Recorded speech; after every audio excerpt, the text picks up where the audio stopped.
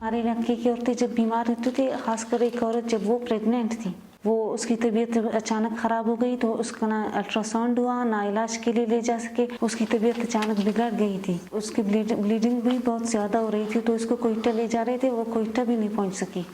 तब देख के मैं बहुत डर गई कि जब मेरी वक्त आएगा तो मेरे साथ क्या होगा।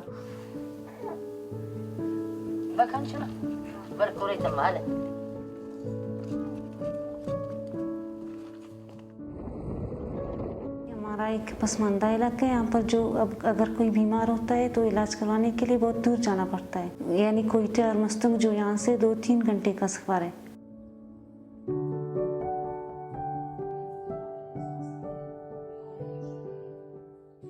यहाँ पे कुछ भी ऐसी सहूलियात नहीं थी टेली हेल्थ से पहले, लेकिन अब टेली हेल्थ के इस सिस्टम की वजह से हम बहुत मुतमईन हो गए हैं। हम जब आते हैं जहाँ यहाँ पर स्क्रीन पर हम डॉक्टरों से मिलते हैं, फिर हम बाजिमरीन को कहते हैं, फिर वो उनसे हमारी बात करवाती है। बस मैदे में जलन है? अच्छा, मैदे में जलन है। और ऐसे खाना खाने के बाद ज़्यादा तकलीफ होती है या खाना खाने से पहले? आपने देख लिया कार्डियक एक्टिविटी? मैं कर रही हूँ फ्रीज। हाँ जी, ठीक है। अब इसकी कार्डियक एक्टिविटी देख लेते हैं। हमारे औरतें अनपढ़ है, अक्सर उनको उर्दू बोलना नहीं आती। मैं उनको बिरावी में समझा के और डॉक्टर के साथ ट्रांसलेशन करके उनको समझाती हूँ। और इधर ऑनलाइन फेस टू फेस हमारी बात होती है डॉक्टर साहिबा से, जो भी बैठे होते हैं, गायनेकोलॉजिस्ट होते हैं, चाहे डर्मा वाले डॉक्टर्स होते हैं, चाइल्ड स्पेशलिस्ट होता है या जनरल फिजिशियन होता है।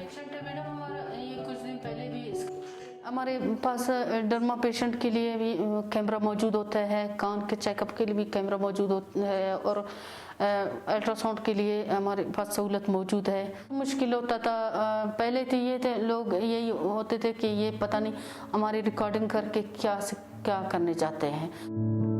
और टेली हेल्थ की वजह से अल्हम्दुलिल्लाह मैंने जब अपना इलाज करवाया तो मैं प्रेग्नेंट भी हुई, और मैं अभी भी यहाँ पर इलाज करवाने आती हूँ। यहाँ पर अल्ट्रासाउंड वगैरह सब होता है। इस टेली हेल्थ की वजह से मैं तो मुतमईन हो गई, लेकिन मेरे घर वाले भी बहुत खुश हो गए।